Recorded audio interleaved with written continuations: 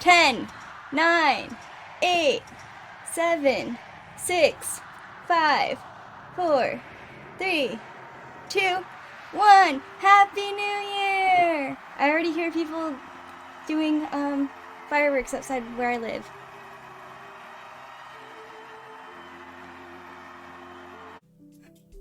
Now that we've rung the New Year in, it is time for some F1 talk. New Year, same content. We're gonna start out with a controversial opinion. SD Bestie is not the problem. He's not. Let's take a look at his history, shall we? He fought with Sergio Perez, but they weren't all his fault. However, who was their team principal? Otmar. Otmar was the team principal. He raced alongside Daniel Ricciardo, and they worked well together. They were fine. They didn't really get into anything. They didn't have any really incidents. They didn't hate each other. You know who wasn't the team principal there? Otmar. The first year he raced alongside Fernando Alonso. No issues. No issues at all. They were fine. You know who wasn't the team principal? Otmar. However, we come to 2022. Same teammate, Fernando Alonso. And they have issues this year. Both of them are at fault for some of them. I'll admit SD more often, but who was their team principal? Otmar was the team principal. I think he just doesn't know how to manage his drivers. At least not drivers with strong personalities and aggressive race styles. Weird that the only times he's had issues with teammates, the team principal was Otmar Safnauer.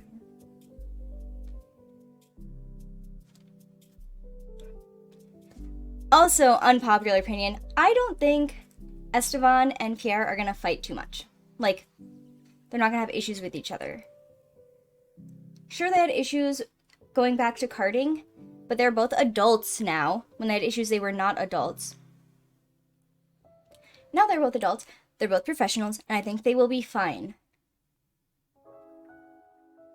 Their parents might not be, but that's why they're not having them do anything together. Their parents can't be around each other because they're babies. But I think the drivers will be fine. And I don't think there's going to be too much of an issue there. I could be wrong, but I don't think there will be too much of an issue there. However, I do think the fans will be very toxic. I really do think the fans are going to be really toxic. On both sides. I won't be because I love both of them. The most toxic team, however, okay, who do we think is going to be the most toxic team? Most toxic team. I think Alpine fans are going to be toxic, or I don't really think there's a lot of Alpine fans. I think it's going to be SD fans and Pierre fans, and they're going to be toxic. Red Bull has potential to be toxic, but I think Checo Perez is a mature enough man that he is not going to let anything going on or his feelings toward Max right now affect his racing. Mercedes also has potential to be toxic, but I think it'll be okay. If anything, it's going to be the fans, because Lewis Hamilton fans get very passionate. There's Lewis Hamilton fans that are cool, there's Lewis Hamilton fans that are scary. Don't want to get in an argument with them because they scare me. But yeah, I think if anything, it'll be the fans that are toxic. Ferrari, I think they'll be fine. F1 fans in general have been pretty toxic towards Ferrari, but it's funny. The memes are funny, so it's okay. I think AlphaTauri will be fine this year. Who else? I already said Alpine. McLaren, McLaren has potential to be toxic, but I don't think Piastri is his first year. I don't think Piastri wants to start off the year dealing with toxicity, like start off his F1 career. But I do think Not on the driver's parts, but if McLaren doesn't give Lando a good car, I think there could be a lot of toxicity within like McLaren fans, Lando fans. Lando fans are crazy. Yeah. But I think they should be okay. Williams will be fine. They can't be toxic when their car's garbage. Haas, I think will be fine too. They have 2 experienced, mature drivers, so they'll be fine. Alfa Romeo, great. Valtteri Bottas is one of the nicest people, and Joe's super nice too. They'll be fine. Aston Martin. I don't even think it's gonna be the drivers. Lance can be an idiot. I love him, but he can be an idiot. We all know it. I don't think it's the drivers. I think it's going to be Lawrence Stroll with his giant personality and, like, big presence. I think it's going to be him and Fernando Alonso with his huge personality. I think these 2 big personalities are going to clash. I think they're going to be the most toxic team. Plus, Fernando Alonso fans are so toxic. Not all of them. It's a very small group, but they're a very loud small group. Yeah. Fernando will say whatever's on his mind. I doubt Lawrence will take kindly to that. Exactly. They both have big personalities and big egos. So, I don't even think it's going to be the drivers, because Lance is a sweet boy. Sweet baby boy Lance.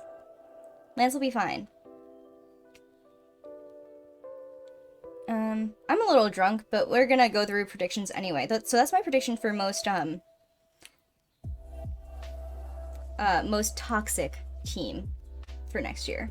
Most wholesome team. It has to be Alfa Romeo. I love the team. There's like footage of Valtteri telling Joe like what to do to pass Nicholas Latifi, and I think that's just so wholesome. I think Valtteri's such a nice guy and Joe's such a nice guy. I feel like they're going to be the most wholesome team, and I hope they will too. Most attractive driver lineup: SD Bestie and Pierre Gasly. IMO. Many people will disagree, but I think SD is very, very attractive. Oh, there's something about his little face that I really like. And the world can agree that Pierre Gasly is one of the most attractive people. Like, just his face, his bone structure, his cheekbones, his nose, and his eye shape are just so, like, nice. Like, literal model. It's crazy. I'm not the biggest fan of his facial hair sometimes. Sometimes it looks really good, sometimes it looks really bad. If only he would shave. Yeah, sometimes it looks okay, but sometimes it looks just terrible, and I'm like, bro, come on. Come on. But, like, very pretty, very attractive man. Alpine will have the most attractive driver lineup. Change my mind. You can't. The most dateable driver in 2023? Let me think. Like, based on personality. Alex Albon's up there because he's just so nice. But I feel like the internet, if you ask the internet, it's going to be Charles Leclerc because people love him. And he's single now. But however, there were rumors, I don't know if they're true or not, but there were rumors that he cheated on his girlfriend. They might have already broken up and not announced the news, you know. But there were rumors that he cheated on his girlfriend, and his ex that he was just dating, that he just broke up with, was his ex before her's, like, close friend, who he got together with suspiciously soon after they broke up, so I don't think he's the most dateable. He seems like a nice enough guy. He's a great driver. People think he's really attractive. He's very likable. Like, he has, like, he rolled a nat 20 on that charisma. Super likable. But not it for me. I feel like a lot of people think Lando too, but I feel like Lando's very cute. He's got, like, this cute little person. He's, like, got the golden retriever personality, which I like, but he has the golden retriever puppy personality, which would annoy me. I'd really like to hang out with him, like, as a friend, but I feel like dating him would be too much. You know who else has No one's gonna agree with me. Okay. Why don't we make content when we've been drinking and don't have anything planned for it? Because of this. I think Lance Stroll is like a puppy dog. He like gives me puppy energy, not puppy, dog energy, like golden retriever energy, but in a different way. Like, he's a little bit like ditzy.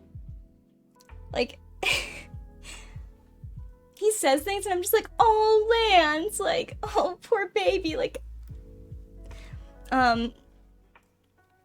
he actually does seem like a really nice guy. I personally would date someone with a personality like Lance Stroll, but I know most people won't agree with it, so I won't say Lance, but for me, I'd date someone with like a personality like that, because I think he doesn't talk like super often in like press conferences and stuff, but every single thing that comes out of his mouth, I'm like laughing. I think he's so funny. I don't know if he means to be, but I think he's hilarious. And all right, Carlos Sainz. That's a good shout. All right, Carlos Sainz. Everyone seems to get along with him. I've never heard anyone be like, ugh, even like fans like, ugh, I just don't like Sainz. You know?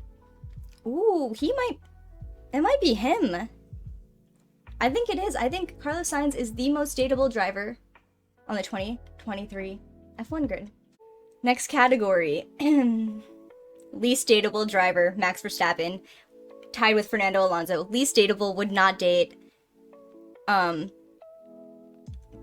Because, listen.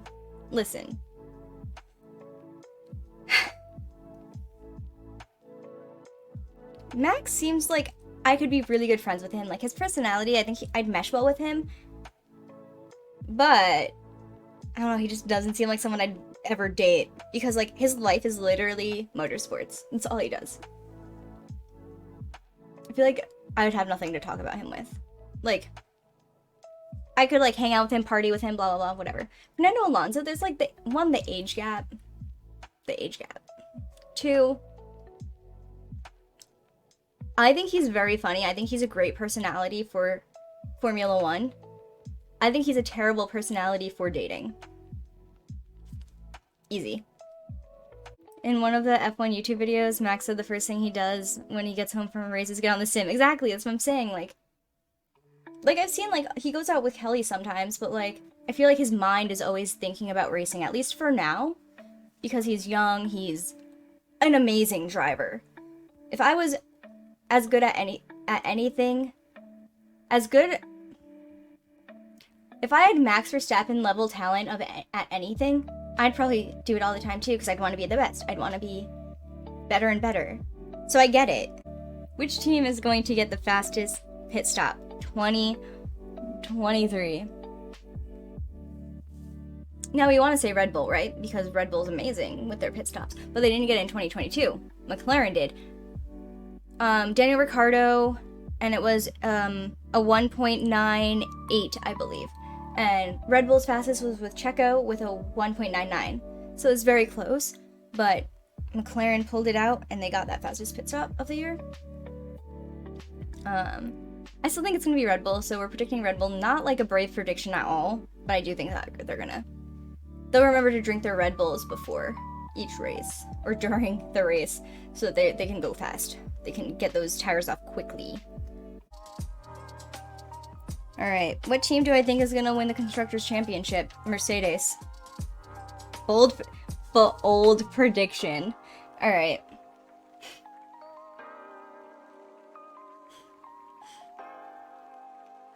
I don't know where that came from.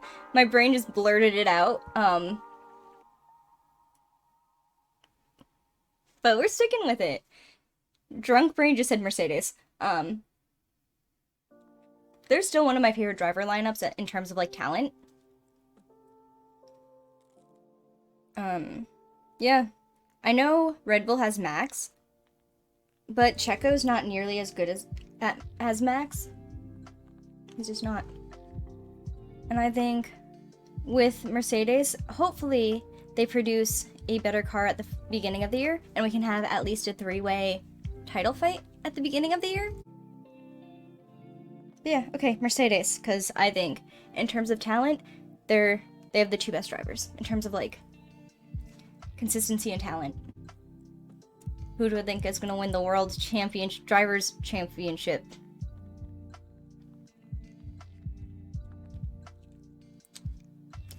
Max Verstappen. I'll say it. I think Max Verstappen's going to win.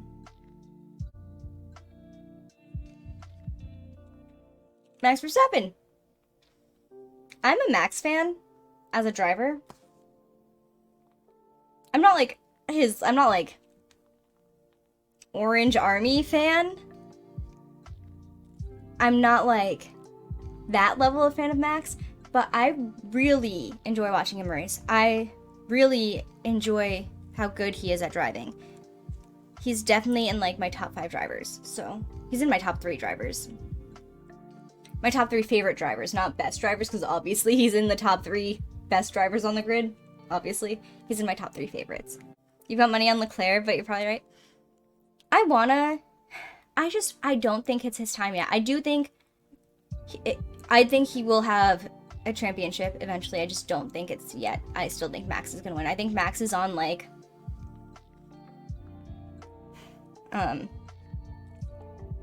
what is it called?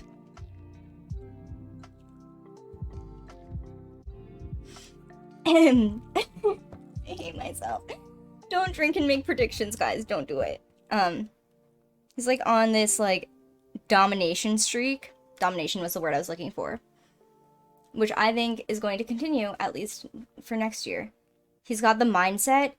He won his first. He won his second so easily. I think he's got the mindset of he's gonna do it again. And I think he will. Sorry for the interruption. Back to team ratings.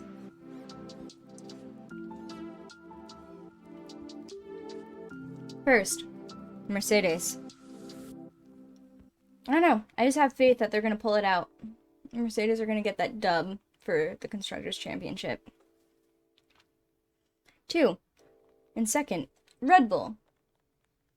I think that loss of wind tunnel time is going to affect them. I don't think it's going to affect them too much, but I do think it will affect them at least a little bit.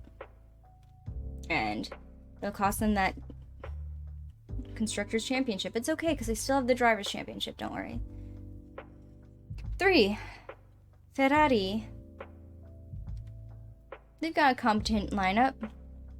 Good drivers. Do I think that their strategy is automatically, magically going to get better just because Binotto is gone? No. No, definitely not. So, I still think they're going to make some mistakes. Both drivers, not both of the drivers, but both the drivers and the strategy team and engineers might make some mistakes. And so I don't think that they're going to be top 2, but they got that 3rd spot. 4th, I think it will be McLaren. I think McLaren is taking 4th back. McLaren are getting Piastri, right?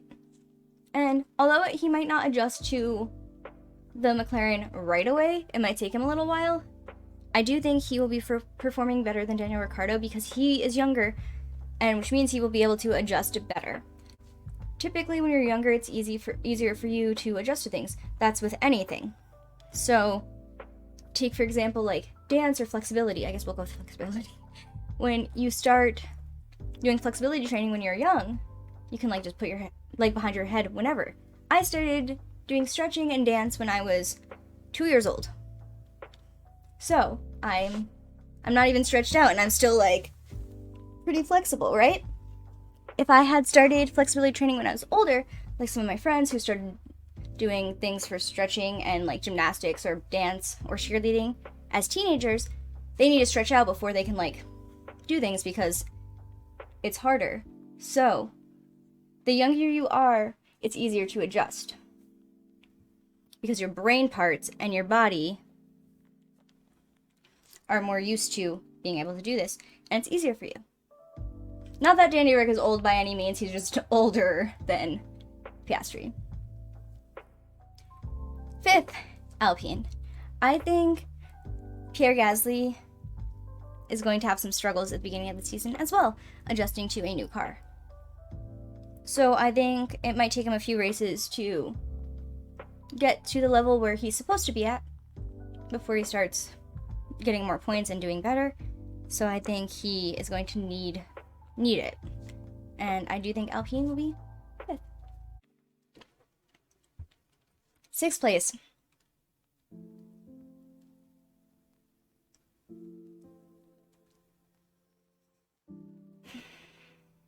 I'm thinking, I'm sorry. I'm just debating if I think Aston Martin is going to take a step up from 2022. Because 6th and 7th are going to be Aston and Alfa Romeo. They're going to be in those spots. I'm just trying to decide which order I want to put them in. 6th. We're going to do...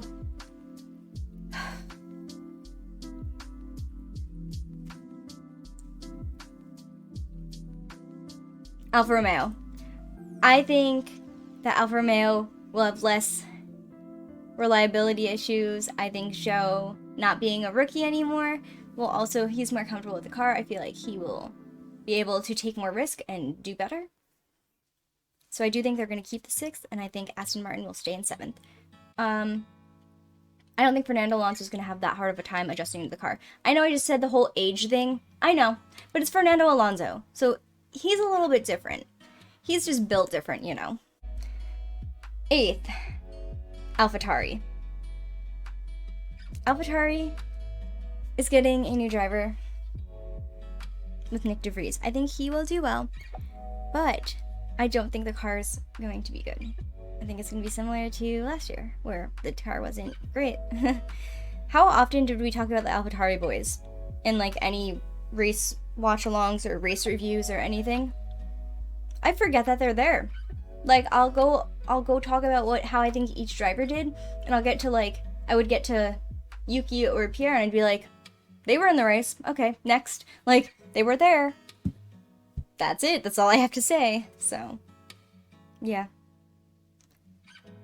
Plus, having a new driver, I don't think it's going to reflect on the drivers. I think it's going to be the team that puts them in that place.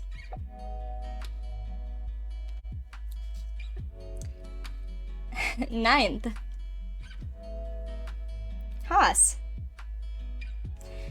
I would love to say Williams would be in 9th, but I just don't think they will. They have a rookie. They're Williams. Williams used to be this amazing team. Maybe not amazing, but you know, they had podiums. They had more points. And now Williams is just a shell of its former self. And so yeah, I think they're gonna get 10th. And we're getting Hülkenberg, finally! We've been waiting for it. We've been praying to the F1 gods. Bring Nico Hülkenberg back, even if it's just for a race. I just want to see his beautiful face. Oh my god, that rhymed. Okay. I'm sorry. Yeah, he's back. I think this is what Haas needs right now. Just 2 drivers who won't crash, who have experience, who are consistent. They can scoop up some scrub points. Maybe fight for 8th. That'd be dope if they could fight for 8th. But that's just what they need right now. And I just don't think they're going to have massive improvements this year. I think it's going to take a little while. We'll see them next year. We'll see how they do this year, and we can make some predictions for next year. I already went over a little bit with Williams, but Logan's a rookie. He's American. That's good, at least. That's something positive to say. I don't really know too much about him. I know in F3 he gave Piastri a run for his money. In F2 he was good. He wasn't like anything amazing, but he was good. He's Williams' academy driver, so it makes sense for them to have him. I don't know anything about him personally. I know he's kind of a babe. I think F1 girls, all of the like teenage girls, or like young girls, not necessarily teenagers, but like early 20s. I think they're all gonna like think he's super cute. Because he's a babe. He's a cute guy. I'm like, he's fine. He's cute, but like for me. But I know how he's like the type that they'd definitely simp over, so I'm excited to see that. I'm excited to see like people talking about how attractive they think he is. That's fun. And then Alex Albon is a good driver. He'll definitely pick up the slack. He'll get some points. He'll do what he needs to do. But it's the car. It's not Alex. Alex can't. He can only do so much with the car he's given. Just like George Russell. He could only do so much with the car he was given. And that Williams just isn't a car that you want right now. Unless you're a rookie, then you're like, okay, I'll take a seat anywhere, you know? It's better to have a seat than not. Yeah, that's my team analysis for 2023. And where I think that they'll finish. And then I'm gonna make like a driver's one. Guys, I'm gonna make a driver's one, and then people are gonna be like, this doesn't make... I'm going to compare my drivers' predictions to my team predictions and just see how terrible it is.